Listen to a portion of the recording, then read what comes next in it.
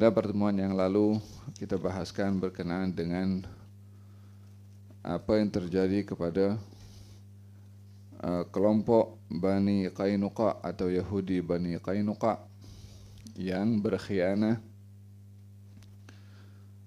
kepada kaum muslimin, di mana terjadi satu perjanjian damai antara kaum muslimin dan orang-orang Yahudi untuk saling menghormati pada piagam Madinah ketika Nabi SAW berhijrah ke Madinah. Namun kesepakatan itu diganggu atau dikhianati oleh kaum Yahudi dengan mengganggu salah seorang wanita daripada kalangan kaum muslimin, yaitu dengan mendedahkan auratnya, sehingga wanita yang sedang diganggu dan terdedah auratnya merasa malu dan dibela oleh salah seorang daripada kaum muslimin, sehingga pembelaan itu menyebabkan pembunuhan kepada orang Yahudi, dan orang-orang Yahudi yang lain berpakat untuk membunuh kepada si Muslim, sehingga berita itu sampai kepada Rasulullah SAW, dan Nabi mengambil tindakan untuk menghukum kepada mereka yang berkhianat. Sehingga dibahaskan pada pertemuan yang lalu betapa pentingnya kaum wanita menjaga aurat. Coba bayangkan hal yang sangat serius, sehingga baginda Rasulullah SAW mengambil tindakan tegas kepada kelompok, satu bangsa, satu wilayah yang mereka berpakat untuk menodai kehormatan walaupun hanya seorang, yaitu dengan mendedahkan auratnya. Dan bagaimana kaum wanita pada waktu itu menjaga wajah-wajah mereka daripada terdedah kepada orang-orang yang bukan muhrim dengan mereka. Walaupun pergi ke pasar, walaupun pergi berniaga, tetapi menjaga kehormatan mereka. Di samping perintah orang-orang perempuan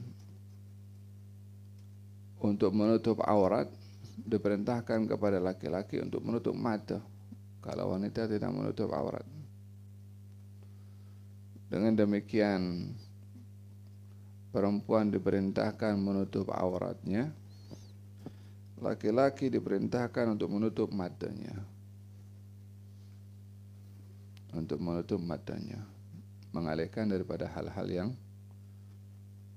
dilarang oleh Allah Subhanahu wa taala. Ada pembahasan yang lalu. Hari ini kita memperbahaskan tentang Ghazwat Uhud.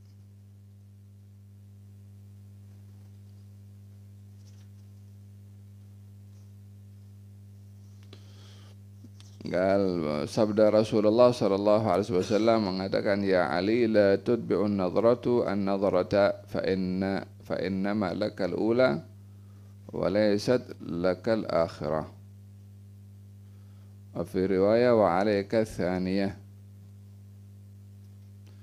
Wahai Ali, kamu jangan ikutkan pandangan kamu pertama pada pandangan kamu yang kedua.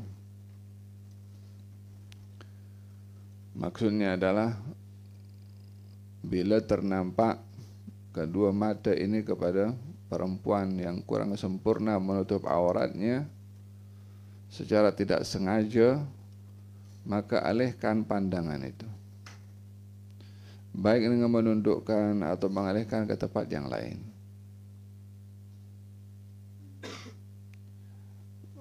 Pandangan yang pertama yang ternampak secara tidak sengaja itu dimaafkan oleh Allah Subhanahu wa taala.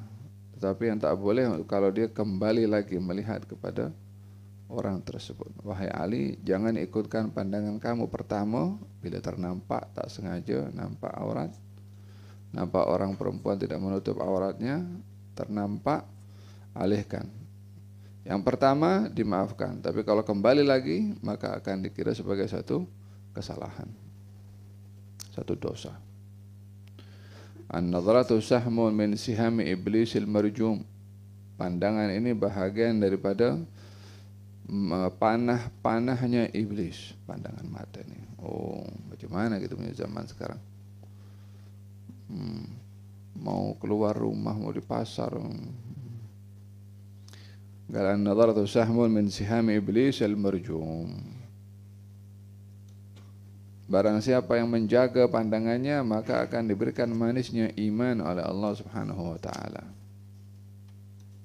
Barang siapa menjaganya akan diberikan manisnya iman oleh Allah Subhanahu wa ta'ala. Razaqanallahu wa iyyakum kamalal iman wa halawatal iman. Amin Allahumma amin. Wa sababuha anna baqiyatan min zu'ama'i Quraisy mimman lam yuqtalu fi ghazwati Badrin ijtama'a ra'yuhum 'ala al-tha'ri liqatlahum fi Badr. Sebab terjadinya peperangan Uhud adalah karena pemimpin-pemimpin Quraisy yang tidak terbunuh dalam peperangan Badar, mereka bersepakat untuk menuntut balas atas kekalahan yang dialami oleh mereka dalam peperangan Badar.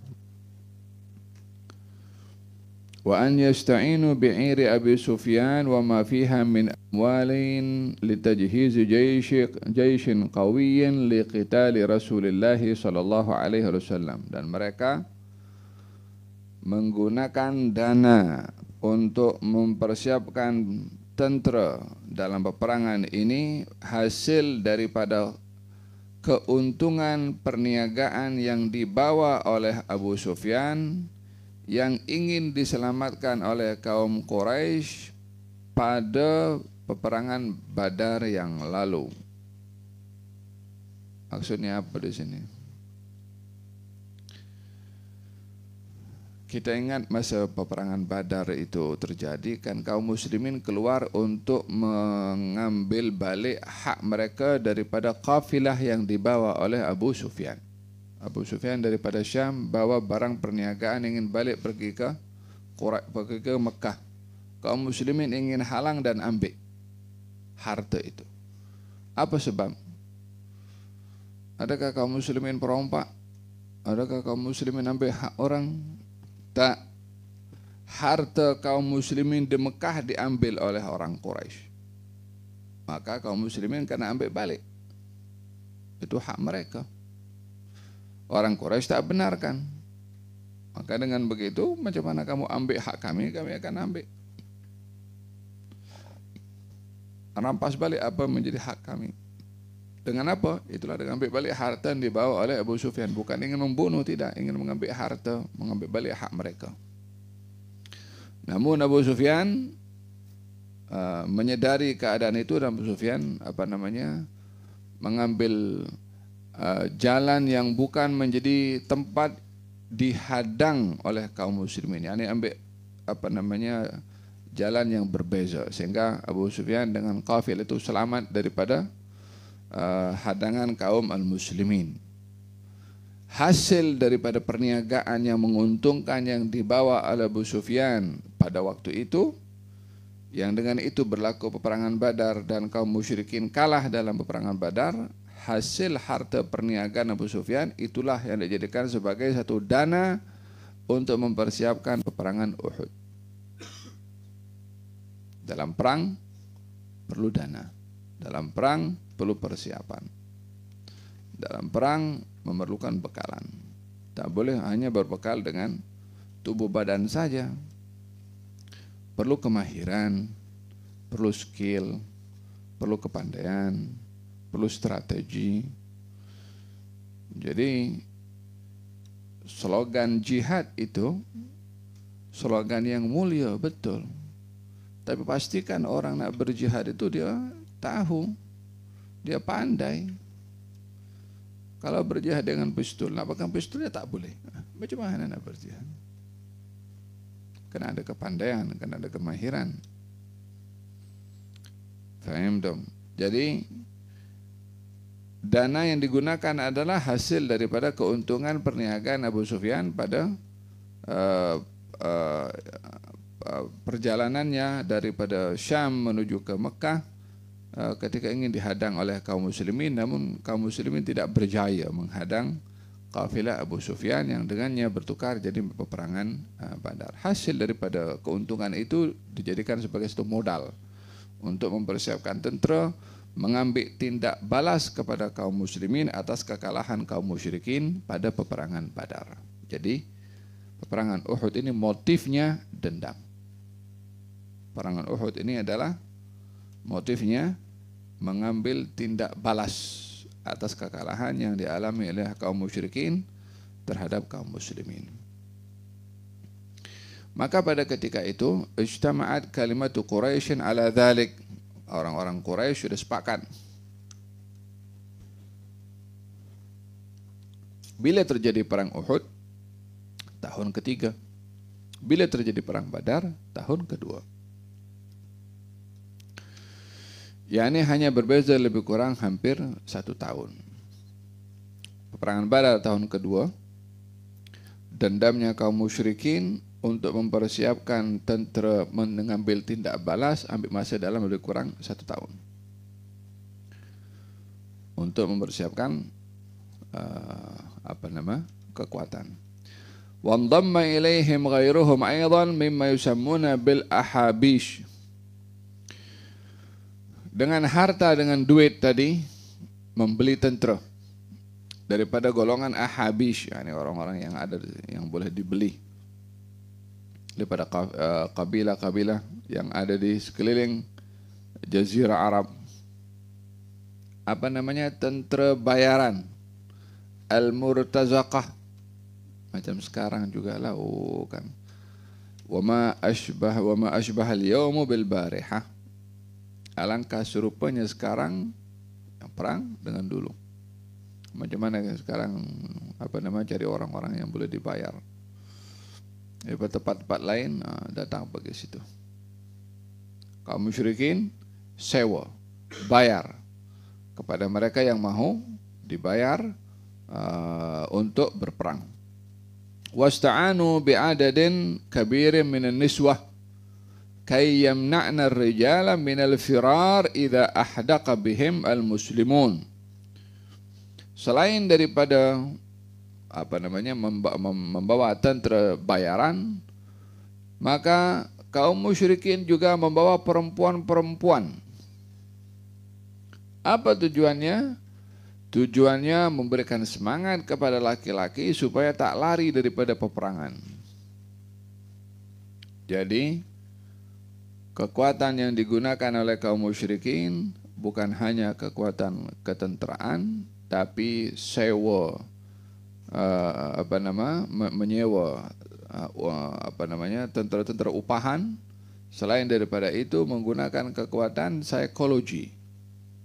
Yani kalau laki-laki itu akan menunjukkan kehebatannya depan perempuan supaya tak nampak penakut, tak nampak pengecut. Maka digunakan itu perempuan-perempuan dibawa dalam peperangan Uhud hanya semata-mata memberikan semangat kepada laki-laki. Jangan penakut, jangan kamu macam perempuan, ya kan. Kadang-kadang orang marah, kalau laki-laki menangis, macam perempuan lah. Atau kalau dia takut, macam perempuan lah. Padahal perempuan tak semuanya suka menangis. Ada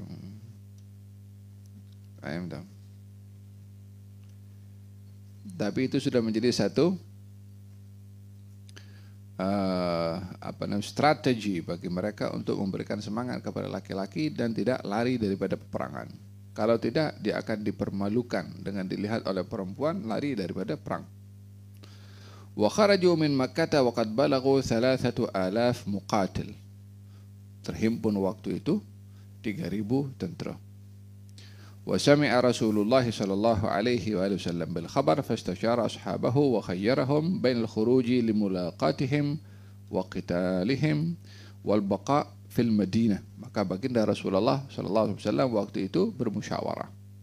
Mendapat kabar kalau kaum musyrikin keluar dengan 3.000 tentara dengan persiapan yang cukup matang, banyak, lengkap, maka baginda Rasulullah memanggil sahabat-sahabat beliau bermusyawarah di masjid, apa yang perlu kita lakukan? Adakah kita akan keluar dan berhadapan dengan mereka di medan perang, atau bertahan di Madinah menghalang mereka daripada menembus kota Madinah. Kota Madinah waktu itu ibarat daripada bandar yang banyak rumah yang berdekatan, dikelilingi pagar yang besar, macam benteng lah. Jadi pagar itu mengelilingi seluruh bandar. Oleh sebab itu strategi cara pembangunan bandar waktu itu ditutup dengan pagar tinggi dan besar untuk menghalang sesiapa menceroboh dan menjaga supaya tak ada siapa yang mudah untuk masuk, melainkan akan diketahui siapa. Ini kan bodoh kan. Kalau tertutup pagar secara keseluruhan, ada main entrance, pintu masuk utama. Jadi di situ pintu masuk utama, orang itu boleh tahu siapa masuk, siapa keluar. Macam sekarang kan canggih, pintu masuk utamanya itu airport, pelabuhan. Seakan-akan itu adalah merupakan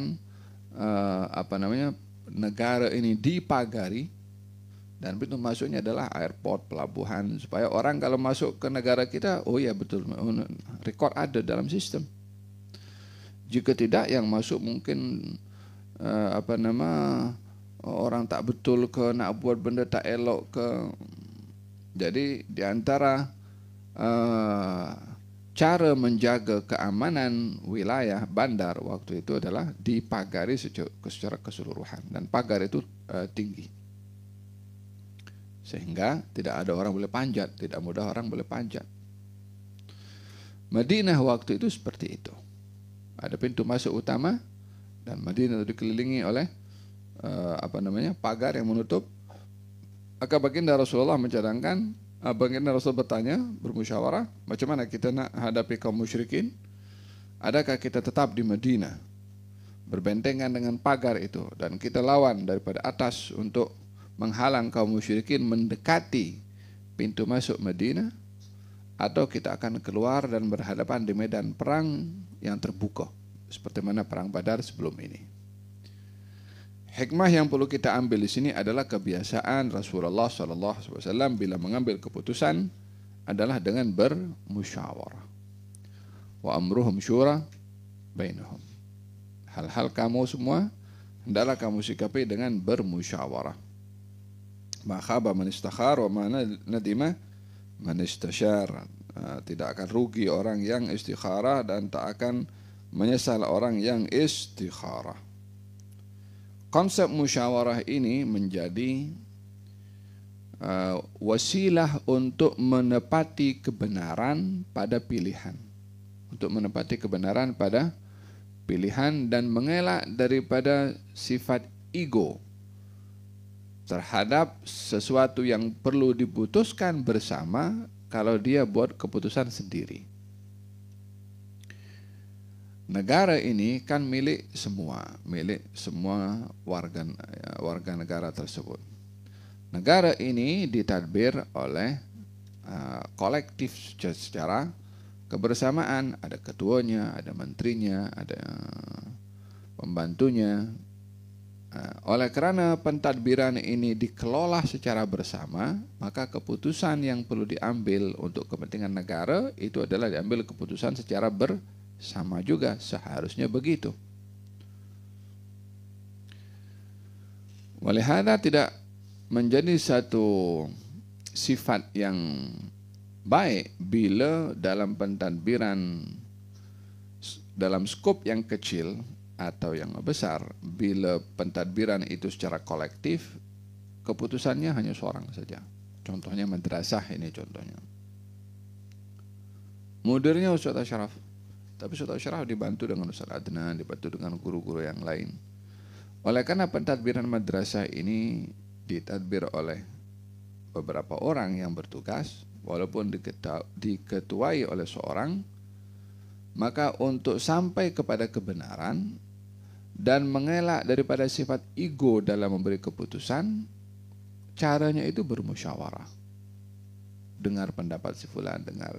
Walaupun pada akhirnya mudir akan buat keputusan. Tapi mudir mengambil keputusan setelah berbincang. Perbincangan ini yang membawa berkat. Sebab menghargai pentadbiran secara kolektif. Kalau tidak bermusyawarah terus buat keputusan sendiri, tidak menghargai kepada mereka yang bertugas juga, dan begitu akan dilihat macam ego, dia buat keputusan sendiri. Maka konsep musyawarah ini adalah konsep untuk kita mendapat berkat, mencari kebenaran melalui mendengarkan pendapat orang lain, dan juga terselamat daripada sifat ego dalam memberi keputusan. Walaupun dalam hal ini Rasulullah adalah Rasul, yang keputusannya itu adalah merupakan wahyu, dan ini tidak ada pada orang lain. Nabi kalau buat keputusan ya tak boleh siapa nak negotiate lagi. Tapi karena beliau, walaupun beliau sebagai seorang nabi, beliau mencontohkan kepada umatnya supaya dalam pentadbiran secara kolektif, secara berjamaah, itu hendaklah bermusyawarah sebagai penghargaan kepada mereka yang diberi tugasan. Dan bila pendapat itu muncul daripada orang lain, Ustaz Ashraf berbincang, contohlah, kemudian datang pendapat daripada guru yang lain, daripada Ustaz Luqman contohnya, atau daripada siapa saja, keluar pendapat, betul lah. Dalam hal ini sebagai ketua, walaupun pendapat yang betul itu daripada Ustaz Luqman contohnya, bukan dalam ini jatuh dia punya kedudukan, kenapa bukan datang daripada aku? Tidak begitu. Justru adanya musyawarah ini mencari kebenaran, walaupun daripada siapa saja pandangan dan pendapat itu dikeluarkan, walaupun yang menentukan itu adalah ketua dan idea daripada orang lain, tidaklah jatuh kedudukan ketua tersebut walaupun pendapat itu datang daripada orang lain. Dan kita di sini belajar untuk menghargai pendapat orang, berbandingan kita hanya memutuskan apa yang kita inginkan atau kita kehendaki. Dalam hal ini baginda Rasulullah SAW bermusyawarah untuk mengajarkan kepada kita prinsip musyawarah, hikmah musyawarah, dan juga ibrah dalam bermusyawarah. Katanya, fa in dakhalu alaihim fiha qataluhum. Fa kana ra'yu ba'd syuyukh min al-muslimin adamul khuruj min al-Madinah. Gimana kita nak berhadapan dengan kaum musyrikin nih? Adakah kita bertahan di Madinah? Kalau mereka mendekat, kita serang mereka daripada atas. Kalau mereka tidak mendekat, kita bertahan sampai mereka bersurai dan kembali. Atau kita keluar daripada Madinah, kita lawan di medan terbuka. Pendapat kalangan orang-orang yang senior daripada kalangan para sahabat, Sayyidina Abu Bakar, Sayyidina Umar, Sayyidina Uthman, Sayyidina Ali, dan kalangan orang tua yang senior daripada kalangan sahabat Nabi memilih untuk bertahan di kota Madinah. Untuk memilih bertahan di kota Madinah. Apa sebabnya? Karena dilihat hal itu lebih memberi pertahanan yang kuat kepada kaum muslimin. Pertahanannya adalah kaum muslimin berada di belakang benteng. Dengan begitu, kaum musyrikin tidak mudah untuk masuk sebab benteng kuat dan tertutup. Dan bila mendekat, kaum muslimin mudah untuk menghujani panah daripada atas. Dengan begitu, mereka tidak boleh mendekat. Dan itu bahagian daripada strategi perang. Strategi perang tidak selalunya berhadapan. Strategi perang tidak selalunya berhadapan. Strategi perang ada kalanya dengan menggali parit seperti dalam perangan Khandak, ya kan? Tidak berlaku pertembungan, tapi terhalang korban dan kaum muslimin terselamat daripada dibantai oleh kaum musyrikin. Dan macam-macam strategi perang. Ada peperangan namanya peperangan psikologi. Dan beberapa hal terjadi, kemenangan diraih oleh kaum muslimin disebabkan menang dalam perang psikologi. yakni musuh itu patah balik ke wilayahnya, ke daerahnya disebabkan oleh karena muslimin kuatlah, patah balik mereka kembali, tak jadi perang, kaum muslimin tetap maju. Dalam peperangan Tabuk tidak berlaku peperangan, walaupun kaum muslimin keluar, tidak ada pertembungan sebab musuh patah balik. Di situ kaum muslimin menang. Apa sebabnya kemenangannya dicapai? Karena peperangan psikologi. Paham dong? Walihada dalam perang ini kena tengok strategi apa yang paling sesuai. Kita boleh tunjukkan kegagahan kita, isti'rad askari, ditunjukkan kekuatan kita. Ya kan, kalau sekarang kan ke TV itu kan tunjukkan dia punya dia misail. Dibuat latihan syuting. Itu psikologi war itu. Nak tunjukkan jangan macam-macam, aku punya misail nih. Itu bukan. Faham dong? Tunjukkan dia punya drone. Tunjukkan dia punya kapal yang tak ada pilotnya, tak ada driver, remote control. Nah, itu bahagian daripada psikologi war. Perang menggunakan psikologi. Macam kita dekat kelas askar lah sekarang ya.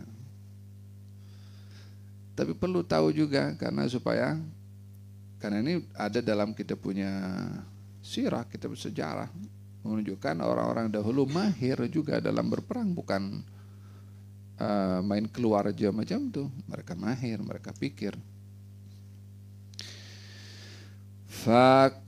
Kalangan senior para sahabat memilih untuk bertahan di kota Madinah. Namun kalangan syabab, anak-anak muda, lebih memilih untuk keluar daripada kota Madinah dan lawan mereka di medan terbuka. Naam. Wa kana Abdullah bin Ubay bin Salul min ashabi hadha ar-ra'y. غير أن كثيرا من الصحابة ممن لم يكن له شرف القتال في بدر رغبوا في الخروج وقالوا يا رسول الله اخرج بنا إلى أعدائنا لا يرون أن جبلنا عنهم وضعفنا. Kata anak-anak muda, mereka termotivasi. Yang pendapat yang kedua, anak muda ini,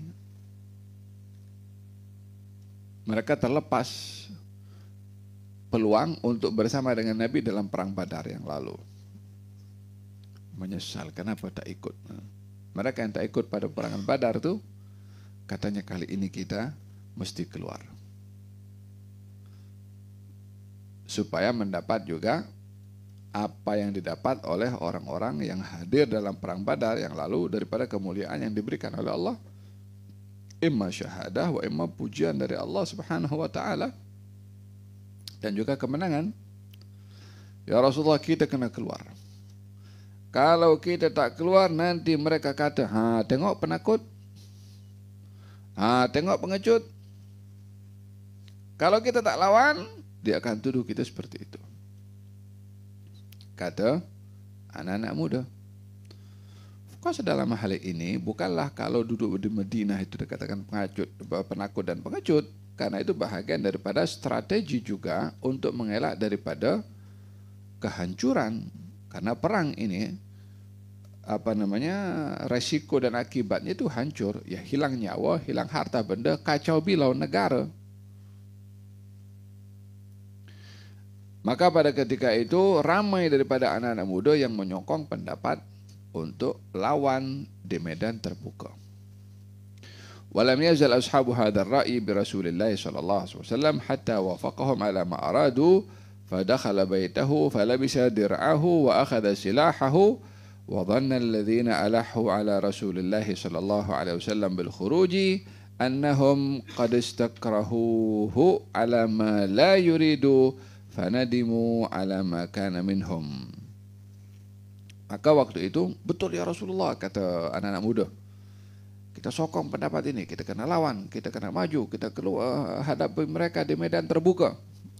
Kata anak muda. Kata yang senior, kita lebih baik bertahan di sini. Kita lawan daripada dalam, sama-sama berlawan. Hanya tidak ada pertempuran secara langsung. Tujuannya adalah supaya kita jaga kita punya negara. Kita jaga kestabilan tempat ini. Jika kita keluar dan apa-apa berlaku kepada kita, siapa jaga kita punya negara? Siapa jaga kita punya bandar kawasan? So, ada akhad warat, kata orang. Beradu argumen antara senior dan junior daripada kalangan sahabat Nabi SAW. Maka dilihat oleh Nabi, majority lebih menyokong untuk keluar. Maka Nabi masuk dalam pakai baju perang. Dan Nabi keluar. Nabi waktu itu lebih cenderung untuk bertahan di Madinah. Seperti mana kalangan senior daripada sahabat. Tapi karena majority lebih menyokong untuk keluar, maka hasil musyawarat itu dilihat majority mengajak untuk keluar. Maka dalam hal ini akur dengan majority. Akur dengan majority. Termasuk Nabi sendiri. Dia kan Nabi. Dia kan boleh overrule terus. Tak boleh, kita duduk sini. Kan boleh begitu. Tapi karena konsep musyawarah itu adalah mendahulukan pendapat yang majority. Selagi majority tak bertentangan lah, of course dalam hal ini. Karena ini adalah pendapat masing-masing memberikan hujahnya. Maka Nabi ketika itu memenuhi kehendak majority, walaupun beliau berkehendak atau memihak kepada minority daripada kalangan sahabat yang senior, namun Nabi keluar juga. Ini sebagai tanda dan bukti bahwasanya dalam musyawarah itu tidak mesti kita mendahulukan pendapat kita. Dalam kita mengedepankan idea, tidak semestinya apa yang aku beri pendapat mesti diikuti. Dalam bermusyawarah itu tidak menjadikan pendapat kita kalau tak diikuti sebagai tidak menghormati. Dalam musyawarah tidak seperti itu. Dalam musyawarah kita mengedepankan pendapat. Bila dipersetujui, maka itu karena itulah yang dianggap benar. Bila tidak dipersetujui, bukan merendahkan pendapatnya karena tidak dipersetujui. Jadi tak perlu kecil hati, tak perlu kecewa, tak perlu marah, tak perlu merajuk kalau pendapatnya tidak diikuti.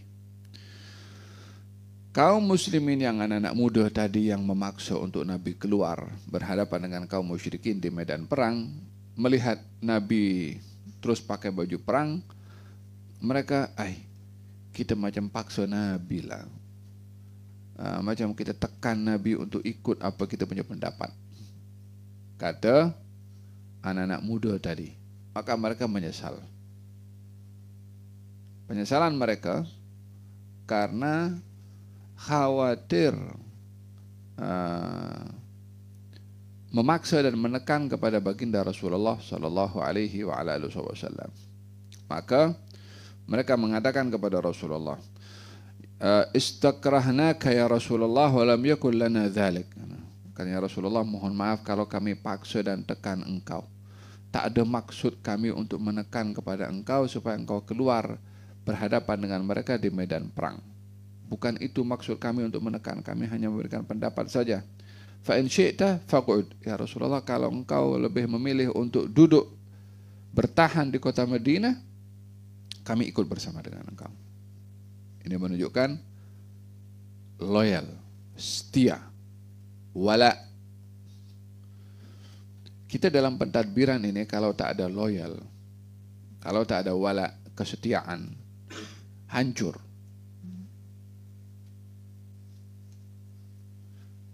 Yang namanya pentadbiran secara kolektif itu mesti disokong dengan yang lain dengan kesetiaan, walaupun berbeda pendapat.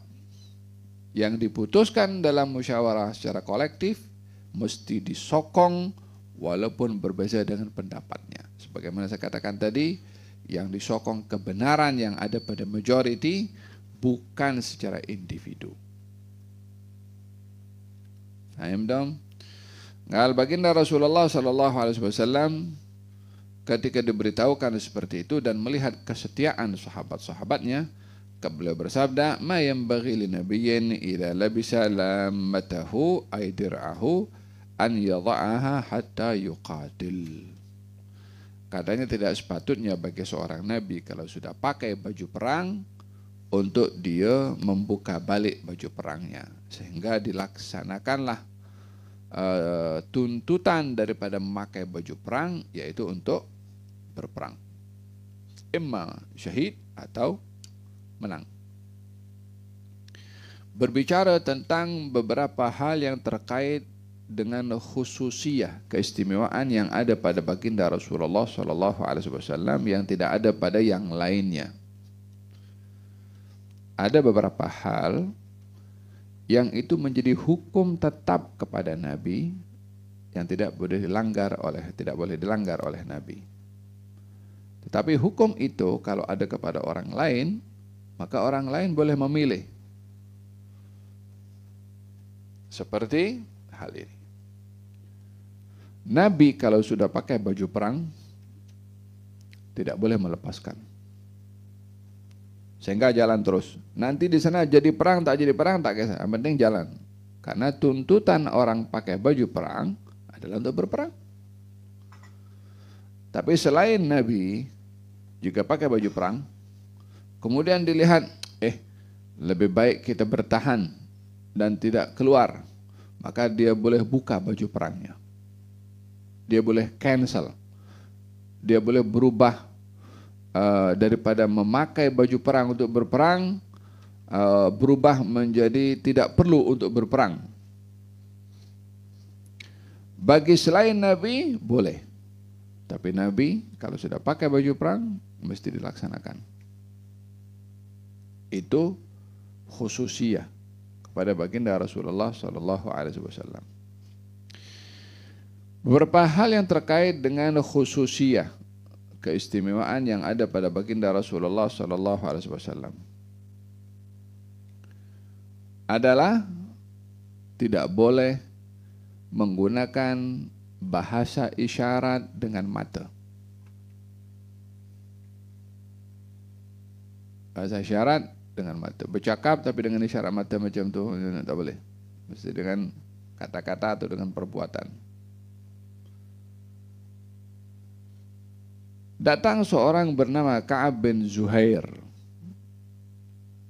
Ka'ab bin Zuhair ini awalnya termasuk dalam list yang di blacklist istilahnya untuk dibunuh karena terlalu banyak mengganggu menyakiti kepada kaum muslimin. Masa Fathu Makkah termasuk dalam senarai list Ka'ab bin Zuhair. Ka'ab bin Zuhair yang masuk dalam list merasa ketakutan, sehingga dia pakai selendang, dia tutup mukanya macam itu supaya tak nampak orang. Kalau nampak nanti takut kena bunuh. Dia jumpa dengan Nabi SAW. Sampai di hadapan Nabi, sahabat terkejut. Macam mana dia boleh tidak dikenali, tidak diketahui, sampailah ia duduk di hadapan Rasulullah SAW. Katanya Rasulullah, Ka'ab bin Zuhair datang memohon maaf kepada engkau. Nabi diam. Ya Rasulullah, Ka'ab bin Zuhair datang mohon maaf kepada engkau. Nabi diam. Sampai 3 kali. Barulah diterima oleh Nabi SAW Islamnya dan permohonan maafnya. Setelah Ka'ab bin Zuhair pergi, kata Nabi, kenapa tak ada seorang pun daripada kamu yang ambil tindakan kepada dia tadi? Masa Nabi diam itu, Nabi diam tunggu satu orang ambil tindakan. Tak ada orang ambil tindakan. Dan memang iradahnya Allah Subhanahu wa ta'ala, ada hikmah. Kata sahabat, ya Rasulullah, kenapa engkau tidak beri isyarat kepada kami dengan mata kamu? Katanya tidak sepatutnya bagi seorang nabi memberi isyarat dengan matanya.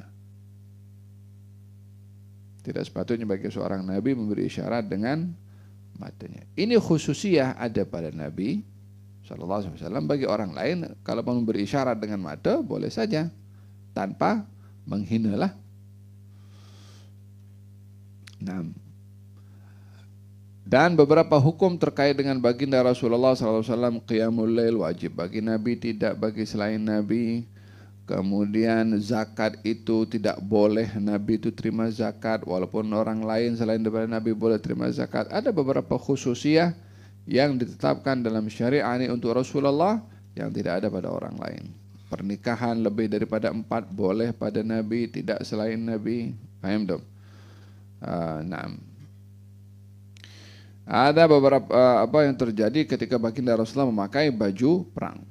Thumma inna an-nabiyya sallallahu alaihi wa alihi wasallam kharaja min al-Madinah fi alfin min ashabih. Maka Nabi persiapkan keluar daripada Madinah dengan 1000 orang daripada sahabatnya. Dalam hal ini bukan hanya Nabi saja yang bersetuju atau yang menyetujui majority daripada kalangan anak-anak muda. Bukan Nabi saja yang keluar, tapi sahabat-sahabat yang lain yang senior, yang pendapatnya waktu itu lebih memilih untuk berada di dalam kota Madinah, namun mereka keluar juga, walaupun pendapat mereka berbeza dengan pendapat anak-anak muda. Wadhalika yaumul sabti li sab'i layalin khalawna min Syawal. Dan itu pada hari Sabtu 7 hari bulan Syawal. Berarti daripada peperangan Badar, perang Badar itu bulan Ramadan, tahun kedua. Tahun berikutnya setahun lebih kurang, setahun 2 bulan, 2 bulan 6. Lah, setahun sebulan, ya. Sampai Ramadan sudah 1 tahun. Syawal lepas tahun sebulan baru berlaku peperangan Uhud. Nah, wa khalawna min Syawal ala ra'si 32 syahran min hijratihi alaihi salatu wassalam. Setelah ini terjadi setelah 32 bulan daripada hijrahnya Rasulullah SAW. Yang tepatnya lebih kurang pada masuk pada tahun ketiga daripada hijrahnya Rasulullah. Hatta idza kanu bainal madinati wa Uhudin in khadala Abdullah bin Ubay ibn Salul bi thuluthil jaysh wa ammatuhum min syi'atihi wa ashabihi wa kara raji'an bihim وهو يقول عصاني وطاء الولدان ولا رأي له وما ندري على ما نقتل أنفسنا. Di perjalanan telah berkhianat Abdullah bin Ubay bin Salul. Jadi masa meeting bermusyawarah, Abdullah bin Ubay bin Salul hadir. Siapa Abdullah bin Ubay bin Salul? Ketua kaum munafik, yang suka cucuk, yang suka fitnah, yang suka mengadu domba.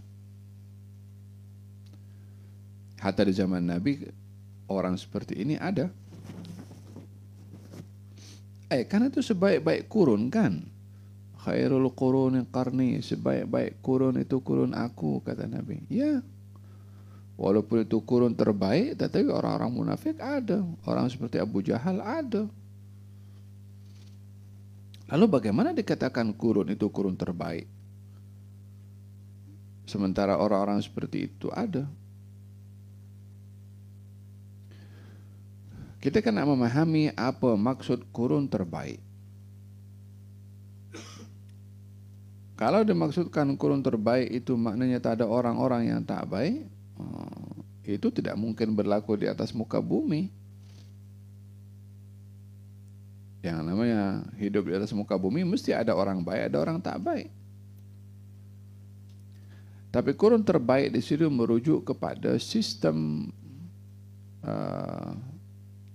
pentadbiran, dan orang-orang Islam yang hidup masa itu majority adalah orang-orang baik. Maka itu dikatakan kurun terbaik. Walaupun ada orang-orang yang tidak baik juga. Abdullah bin Ubay bin Salul hadir dalam musyawarah. Abdullah bin Ubay bin Salul lebih cenderung, kita tak perlu keluar. Kita lawan saja mereka daripada kota Madinah. Oh, dia bagi pendapat juga. Hatta munafik. Macam mana munafik dia berpendapat? Ya, sebab dia mau selamatkan diri. Dan yang kedua, orang-orang munafik ini kalau ikut dalam peperangan semata-mata hanya ingin mendapatkan harta rampasan perang. Masa Nabi keluar dengan 1.000 orang, Abdullah bin Ubay bin Salul pun ikut, dan Abdullah bin Ubay bin Salul pun juga punya pengikut yang bersama dengannya. Di perjalanan, dia dengan 300 tenteranya patah balik pergi ke Madinah. Patah balik. Jumlah kaum muslimin hanya 1.000 orang. Jumlah kaum musyrikin waktu itu ada 3.000 orang. Persenjataan kaum musyrikin lengkap. Persenjataan kaum muslimin kurang lengkap. Dari segi persiapan ketenteraan tak seimbang. Sudahlah tak seimbang, ditambah lagi dengan khianatnya Abdullah bin Ubay bin Salul sehingga kembali lagi dengan 300 orang ke Madinah.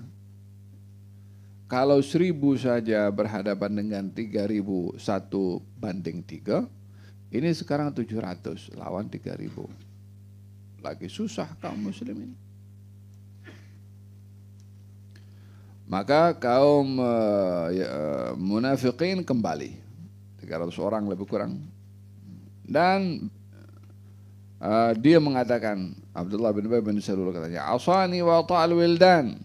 Ini Muhammad lebih dengar cakap anak-anak muda tadi itu yang memberikan pendapat untuk berlawan di medan terbuka, dianggap budak-budak. Dia ikut cakap budak-budak, tinggalkan pendapat kita orang tua yang lebih matang, yang lebih bermusyawarah, tapi dia nak pendapatnya diikuti. Inilah perangainya orang-orang munafik. Makanya kita dalam bermusyawarah tidak boleh punya sifat perangai seperti dia. Kalau pendapat tak diikuti, dia merajuk. Tak boleh, karena ada loyal, setia. Dia patah balik, katanya dia ikut budak-budak dan tinggalkan kita. Untuk apa kita serahkan kita punya nyawa untuk budak-budak ini? Gara-gara mengikuti pendapat budak-budak. Di sini dilihat betapa dia merendahkan pendapat orang lain. Faham dong? Sekali lagi dalam bermusyawarah, masing-masing mengedepankan hujjahnya. Wa tabi'ahum Abdullah bin Haram yunashiduhumullaha alla yakhdhulu nabiyahum. Dikejar oleh Abdullah bin Haram, salah seorang sahabat Nabi yang setia. Beritahukan kepada siapa? Kepada Abdullah bin Ubay bin Salul. Jangan tinggalkan Nabi. Macam mana kau tinggalkan Nabi? Sudahlah kita tentera tak cukup kuat. Sudahlah jumlah tak cukup banyak. Engkau pula patah balik. Kata Abdullah bin Ubay bin Salul mengatakan, "Lau na'lamu qitalan lattaba'nakum." Ini kita keluar ini nak berperang dengan siapa? Kalau memang betul ada peperangan, kita akan ikut. Kaum musyrikin yang keluar 3.000 orang itu bayang-bayang ke?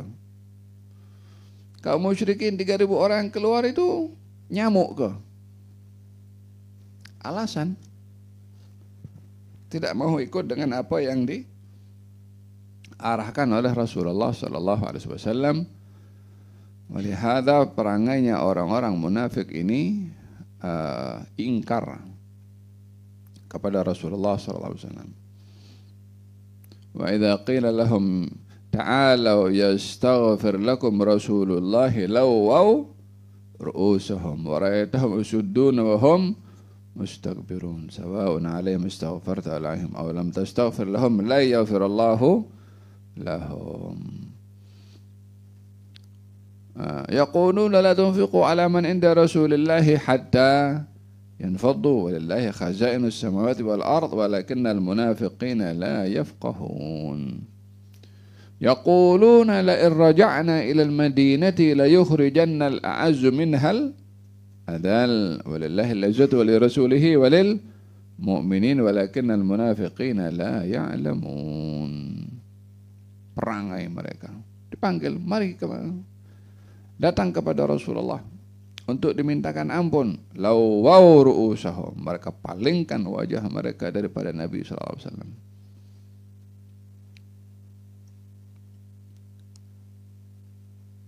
Katanya la tunfiqu ala man inda Rasulillah hatta yanfaddu.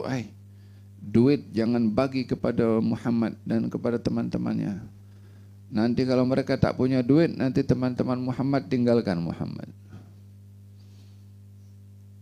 Menggunakan kuasa wang, menilai orang boleh dibeli dengan wang.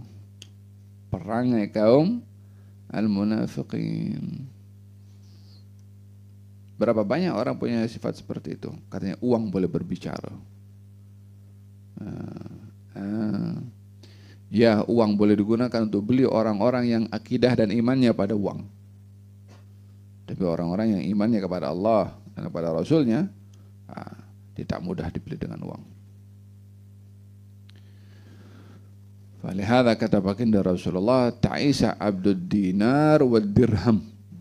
Celaka orang yang menjadi hamba kepada dinar dan juga kepada dirham, menjadi hamba kepada uang. Prinsipnya dijual karena uang, akhlaknya dijual karena uang, marwahnya dijual karena uang. Tak ada guna orang seperti itu. Celaka kata Nabi orang yang menjadi hamba kepada dinar dan dirham. Macam mana menjadi hamba kepada dinar dan dirham? Adakah dinar dan dirham diletakkan disembah? Tidak. Menjadi keutamaan, menjadi pilihan, menjadi keinginan, menjadi ambisi untuk dapat apa saja. Mau tipu tak apa, yang penting dapat uang. Tinggalkan prinsip tak apa, yang penting dapat uang. Khianah tak apa, yang penting dapat uang. Paham tuh? Keluar fatwa tak betul tak apa, yang penting dapat uang. Ta'isa abdud dinar wad dirham. Kaum munafikin macam-macam cari alasan. Katanya la raja'na ila al-madinati la yukhrijanna al-a'azzu minhal adhal. Nanti kalau kita balik ke Madinah, kita akan tunjuk siapa yang hina dan siapa yang mulia. Kita akan halau orang-orang yang hina. Orang yang hina maksudnya adalah ditujukan kepada kaum muslimin. Yang mulia mereka, kaum munafikin. Apa kemuliaannya? Tipu orang, khianat pada orang. Oh, kalau la ilaha illallah, terminologi yang terbalik. Penipu jadi mulia, pengkhianat jadi mulia, yang mendatangkan kerugian jadi mulia, yang jujur jadi hina, yang setia jadi hina, yang betul-betul jadi hina. Oh, dia guna terminologi sendiri. La yukhrijannal a'azzu minhal adhal. Yang mulia akan halau yang hina. Siapa yang mulia? Mereka menisbahkan yang mulia itu mereka. Wa idza qila lahum la tufsidu fil ardi qalu innama nahnu muslihun. Kalau disuruh kepada mereka, hai jangan melakukan kerosakan di atas muka bumi. Kita bukan melakukan kerosakan, justru kita memperbaiki. Apa mereka lakukan? Adu domba memperbaiki katanya. Adu domba memperbaiki. Fitnah memperbaiki. Mula bila adu domba jadi memperbaiki. Oleh hada jangan tertipu dengan terminologi yang digunakan tanpa melihat konten. Faham tuh? Ada beberapa hal yang terkait dengan peperangan Uhud, di mana kaum munafikin akhirnya kembali ke Madinah bersama dengan 300 orang daripada mereka yang hakikatnya mereka adalah tidak beriman kepada baginda Rasulullah, hanya menampakkan seakan-akan mereka beriman. InsyaAllah pada pertemuan akan datang kita bahaskan berkenaan dengan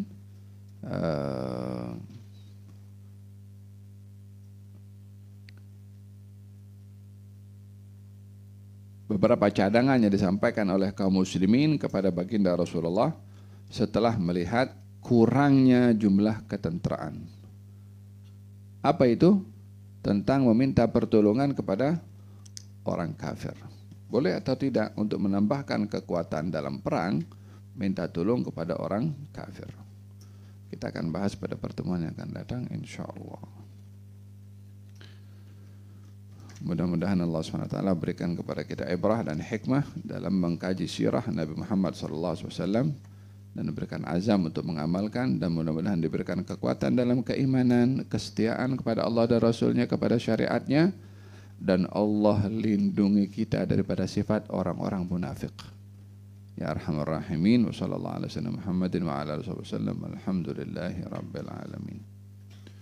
Qara'atul Wirid, Qara'atul Yasin. Fa'ala Rasulullah